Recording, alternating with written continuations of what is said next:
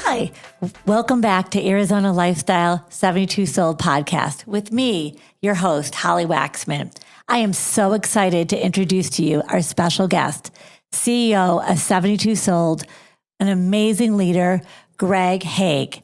Thank you, Greg, so much for being here. I also want to introduce Adam Dahlberg with 72 Sold, my favorite listing partner. And of course, my daughter, Britney Waxman, one of my favorite people I love being with, who brings me lots of joy and who's an amazing agent.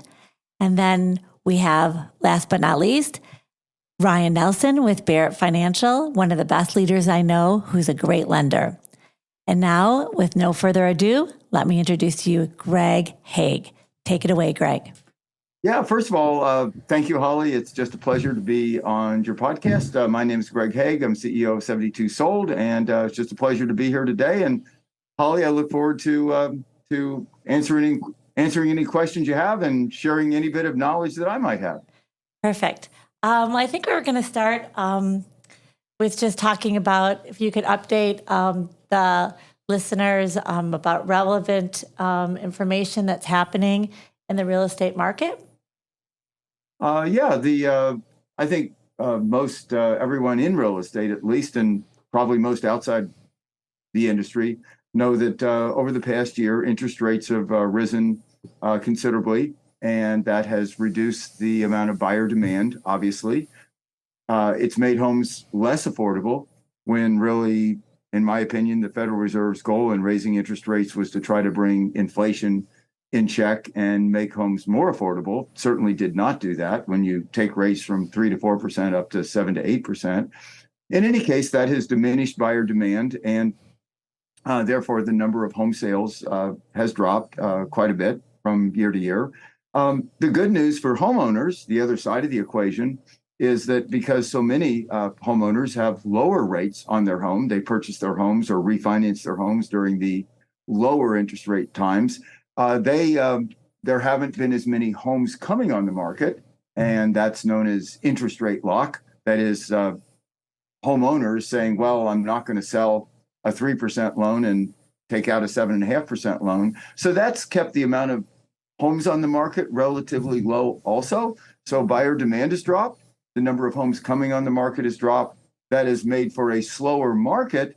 But the good news is for homeowners, anyone who owns a home, it has not resulted in a drop in prices. The lower demand has not caused prices to go down because there's also lesser supply. So that's the market we're in right now. And I think most in the industry are hopeful that I saw the CPI numbers this morning, and they were a little bit better than expected. So I think the hope is that this will result in a decline over time in interest rates and to get the market sped back up again. So that's my kind of an overall observation of what the market is right now, Holly. Well, thank you so much for sharing that.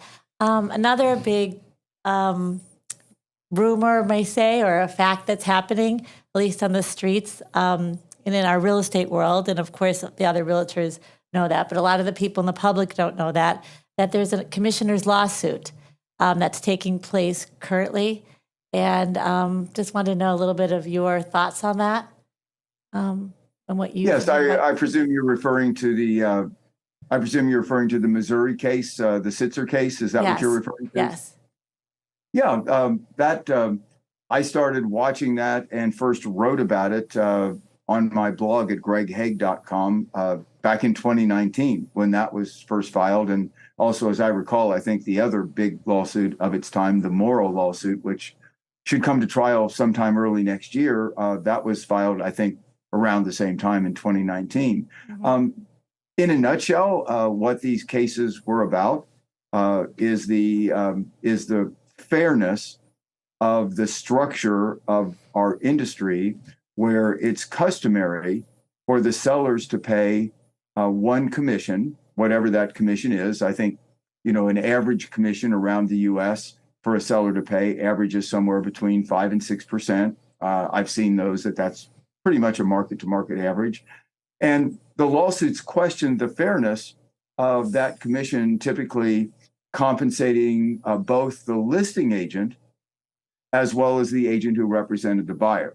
And so what the claims were in the lawsuit is that it really didn't seem fair that the sellers, based on the structure of our industry, that home sellers were effectively compensating the agent who did not represent them, but rather represented the buyer, and that perhaps it would be much fairer for the buyer to have to pay their own agent if they wanted one, and sellers maybe to pay half the commission that they customarily had paid in order to just have to compensate their list agent. So that trial, that lawsuit, I believe, was filed in 2019. It received class action certification, a year or two later. Took quite a bit of time. Went to trial in October, and as I recall, the verdict came down on October 31st, and the verdict was in favor of the plaintiffs, basically the homeowner or home seller class. And basically, the verdict was apparently the jury agreed with the plaintiffs that it didn't seem fair that sellers in this country, based on the custom and based on the structure, were feeling compelled or obligated to compensate buyer agents. So what does all that mean? It means that there's a likelihood, there's a reasonable chance that the structure under which we now operate will over time change to where sellers just pay their listing agent, and buyers just are the ones that directly pay their buyer agent to help them if they want, if they want a buyer agent. So there's a lot of other detail that could be provided, but for a basic understanding, that's really what it is. And to facilitate this change, should the court order such a change, which a federal court does have the power to do, should a court order such a change, then listing agents would likely, again, I'm just, I'm not the judge, so I'm just this is kind of what I see would happen. Should the court order that change, then likely listing agents will no longer be making uniform offers of compensation through the MLS to buyer agents, and that buyers will choose agents based on who they know, who they like, or who they feel offers the best value proposition, and that the buyers will pay those agents directly. Now, there's a lot of talk about lenders enabling buyers to the home loan, so pay it like in cash out of pocket, but they can finance it. We also did a webinar the other day, and thank you, Ryan Nelson and Adam, for your contributions in terms of the thought behind that, but where sellers could offer a concession as part of marketing the home, that sellers could offer as part of the marketing of the home to the buyer. Look, if you buy my home, I'll give you 2% of the sale price as a concession to use for anything you want. Points to buy down the loan, cover the appraisal, or pay your buyer agent. So we had a webinar on that, which I thought was a very interesting concept that was really, I first heard about it through three of our 72 sold members. And I thought that's interesting because that is a way a seller could publicly make their home more desirable to the buyer, and then give the buyer essentially that money. I'm just spitballing 2%, right? Give the buyer that money, that 2%, that they could use in any way they wanted, but it would essentially allow the buyer to finance those costs into their loan. That's essentially what would happen because lenders, thanks to Ryan Nelson's guidance and what he sent us over for the webinar, on a typical conventional loan, even with under 10% down, buyers can accept up to 3% concessions from sellers.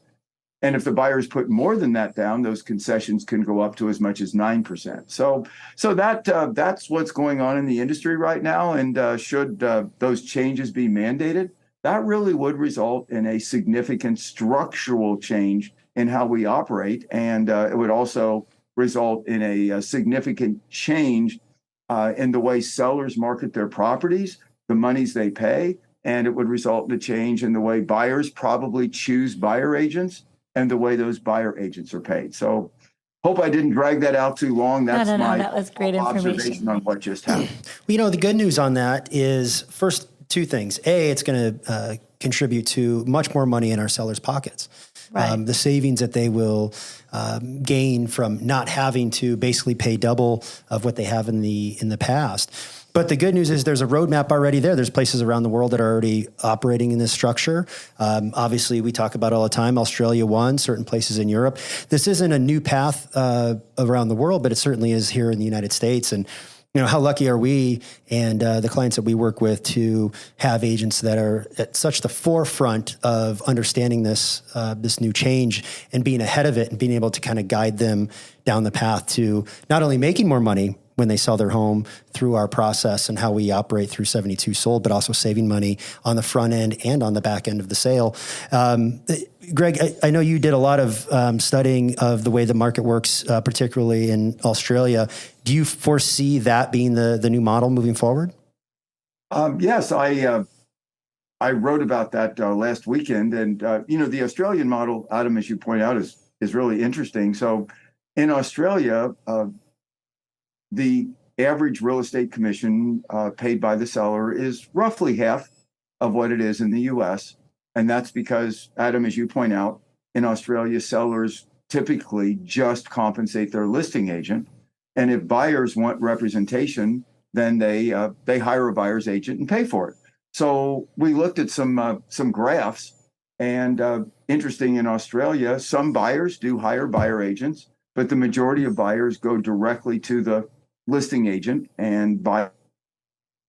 If they want additional help in negotiating or preparing a contract, they will then at that point maybe hire an attorney, a solicitor, depending on what country you're in, or a realtor to help them with that. One other thing, the thing I found to be also really fascinating about Australia is the primary way that we all know buyers look for homes, search for homes, is online. And we know in the United States, the two primary home search portals are Zillow and Realtor.com. Redfin, I believe, used to be in third place. And now I believe Homes.com, owned by CoStar, is in third place. So the way that home search business model works in the US is that listing agents, Adam, as you know, Ryan, as you know, as everybody in the industry knows, listing agents can upload their homes to these portals for free. When you put it in MLS, in the multiple listing service, there's an arrangement where those homes appear on Zillow and Realtor.com and all the other online portals at no cost to the listing agent. So you would think, Adam, that that's a real advantage, but I personally believe, and you could share your opinion, that it's actually not, because the way those Zillow and Realtor.com make money, the way they pay the bills and make a profit, is they take the buyers who are interested in the homes that we put online, and they have their website structured so that those buyers, a high percentage of the time, connect with an agent who pays for leads, pays Zillow, pays Realtor.com for leads, instead of the buyer connecting with the listing agent who knows about the home. The buyers oftentimes don't even know that they're connected with and speaking with an agent who doesn't know about the home. And then what happens is these agents show the buyer the home. They're typically not under a buyer representation agreement. So they're really, again, in my opinion, these pay for leads agents are really not as much representing the buyer as much as they're trying to sell the buyer the home they're interested in or find another home and sell them. So I believe that the home search business in the US works to the disadvantage of sellers, works to the disadvantage of listing agents, and quite frankly, works to the disadvantage of buyers, because I think they think that they're getting true representation. That is, would that agent really say to a buyer, and I mean, I'm just spitballing here, I'm not saying they wouldn't, but you have to ask yourself, with a big commission on the line, would that agent who has no pre-existing relationship with that buyer, knows them from nowhere, was not hired by them, is under no representation agreement with them. That buyer's interested in the home. That agent shows them the home. Is that agent really going to say to the buyer when there's $10,000 or $20,000 commission on the line to that agent, is that buyer agent really financially motivated to say to that buyer, nah, I don't think you should buy this home. I think it's too pricey. I don't know. You can come to your own conclusion on that, but I question whether in a lot of those circumstances, these buyers who are connected with pay for leads agents really get the representation that they think they're getting. Now in Australia, it's just so different. And the 1-minute version of that is that the home search portals in Australia, Adam, as you know, the listing agents pay to get the homes uploaded. They even can pay to feature the homes, and the buyers connect directly with the listing agents. So I not only think the Australian model may have advantages in that the cost of selling a home is lower, but also it may have advantages in terms of the way the home search portals operate. And I believe those advantages may serve everybody in the transaction, the buyer, the seller, and the listing agent. So, Adam, I hope I didn't take too long on that, but I am fascinated with the Australian model. And I'm also fascinated with Andy Florence's. He's the founder, CEO of CoStar that owns Homes.com. I'm fascinated with his model at Homes.com, which is very similar to the Australian home search portal model. So, yeah, wonderful description. And follow up to that, do you feel, in your personal opinion, that twofold, some of these pre-existing portals, these public portals like Zillow and Realtor.com and Redfin, have just been behind the 8 ball on where this market is going? And maybe, for example, Homes.com is going to be the new leader moving forward with all these rapid changes. And this happened fast. Anybody that really wasn't paying attention and wasn't watching the news and wasn't really dialed into, these lawsuits that are happening, it happened like overnight. It's been going on for years, but the trial, the verdict, and the changes that are happening in the industry are almost instantaneous. And I feel that a lot of those sites have just had their head buried in the sand, and some new portal is going to emerge as the winner moving forward in that new model. Do you feel the same way? I feel 100% the same way. And I think Andy Florence is determined to make it Homes.com. I do. And what a great name. It just rings off the tongue better than Zillow. Even though Zillow, Z-O, I didn't even say it when it first came out. Yeah. Like what's a Zillow, right? Right. Yeah. Well, what's a Google? I had to Google what a Google is. That's actually a thing. But we all know what Homes.com is. We do know what a home is.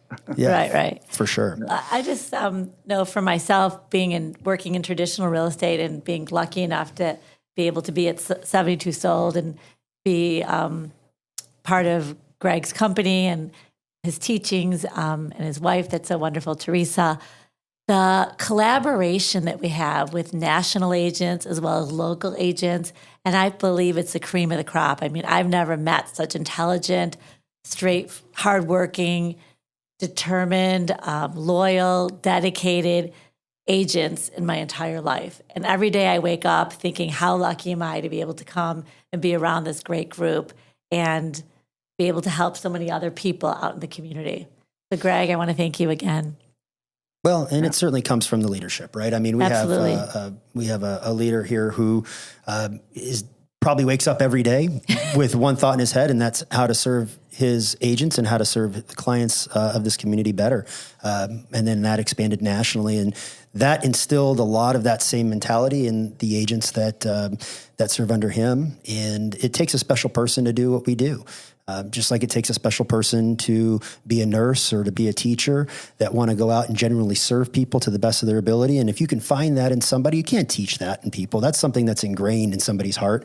And if you find those people and put them in a position of leadership and guidance, you have the best of the best. And luckily, with our company being as small as it is here locally in comparison to brokerages that are only designed to do one thing, and that's recruit. We are very selective. I think we're even capped. Greg, do we even bring up new agents on at this point, or is Hague Partners even capped here locally? Oh, since the market has slowed down, We do not recruit agents. We don't market for agents. We don't try to. We feel like our first responsibility, and this is something that I feel really firmly about in the industry, that our first responsibility is to make sure the agents we have are taken care of. And in a slow down market, why would you go out and bring in more agents when you have enough capacity? We have enough agents here at 72 Sold and Hague Partners. We have enough agents already here in Arizona to service the business we have. So the answer is no. When you say capped, we don't. I don't really look at it like there's some number. I just look at it like we do not need any more agents at this time. So we're not out actively looking to bring them in. I think that would be a better way to really say it. Know what else is interesting? When I grew up, my mom always said, you can choose your friends, but you can't choose your family. But I must tell you, being at Hague Partners and being around all of you, I feel like I've chosen my family. And the way Greg not only is so smart and so dynamic and such a wonderful leader, he makes us all feel like family. And thank you so much, Greg, for having this opportunity and being, among your leadership and with some great agents that you train and you nurture and you inspire. Well, among them being you and your amazing daughter. So we're proud to have you be part of this. Thank you. Hey, Greg, one last question for you, because I know that people... And Adam. Oh, yeah, Adam. Yeah. Adam's amazing. Adam, right? Yeah. Well, thank you very much. You're making me blush. I enjoyed not only the learning and being around you all, but generally out there just doing a great job and being able to train and teach.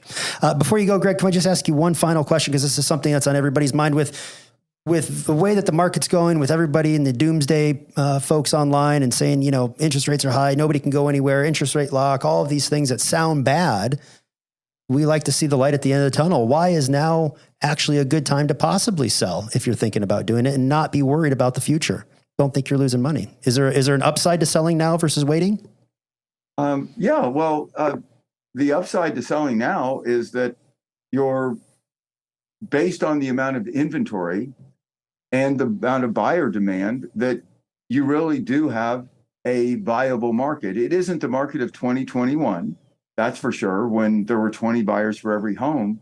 But right now, the buyers who are in the market are serious. When a buyer is agreeing, to a 7% plus loan, that you have a buyer who is serious about buying. And if they're out looking, they're probably going to buy. You have fewer looky-loos, you have more serious buyers, and you have less competition from other sellers than you would have in a more robust market. So my advice to sellers almost always is market's going up, market's going down. Typically don't sell because you're afraid of the market. Sell because you have a reason for selling. You want to move up, you want to move down. My little thing is sellers typically sell because they want to move up, move down, move across town, or move out of town, right? It's kind of the four basic silos of why people sell. And my view has always been with sellers, look, if you have a reason, one of those reasons why you really want to sell and improve your life by doing it, then rarely is there a horrible time to get it done. And clearly right now is a very viable time to get it done. There's not a lot of competition with other sellers. There are a lot of serious buyers in the market. So make your life better by selling and moving up or down or across town or out of town. So that's my advice. And if not, don't be worried and say, oh, gosh, I've got to sell because I'm afraid the market will get worse and my home will go down in value. Nah, sell because you have a reason to sell that's going to improve your life, a better job, a better location, a better home, whatever it is. And that's my advice, Adam. Yeah. Sound, advice. Very sound. Yeah. Ryan, anything happening in the market? I mean, it seems like interest rates are moving rapidly up and then rapidly down. It's anybody's guess this week. The one thing about rates is, they're always going to be moving up, down, sideways. And we did get some really good favorable news, as Greg talked about, with the CPI numbers. They came in softer than expected today. So we've seen some nice improvement in the market. The 10-year bond came down a lot. So the yields are coming down, which is great for rates. They're coming down as well. And it gives us further hope that the Federal Reserve is going to keep rates the same and potentially start to lower rates sooner than anticipated, but doesn't sound like any more rate hikes are going to be in the cards with current economic data coming out, and it's very exciting. It's good news. And then the other thing, another reason why I love working with Ryan is he knows how to look at each individual client, and he's able to bring them the right program and help make their life better. Yeah, I mean, at Barrett Financial, we have 150 investors. We have every loan program under the sun. So regardless of what you're looking to do, there's tons of available options, non-traditional options that you typically don't have if you're not a broker. So, bank statement loans. I've got a client buying a house right now using his bank statements, self-employed, a lot of great options for buyers. So, Holly, I'd like to thank you for having me here today. Yeah. Having us all here. What an honor to be with Greg and Ryan and Brittany. Well, thank you all. And thank you, Greg. And My pleasure. Thank you, Holly, and thank you all. And the honor is mine, truly. I treasure all of you, know you well, treasure you. And it's just a real pleasure being on today. Thank you, Holly. Thank you. Thank you all. Greg. And until next time, and always you can reach out to Adam and I and Brittany. We're here, and Ryan, to always help you. So thanks for joining, and bye for now.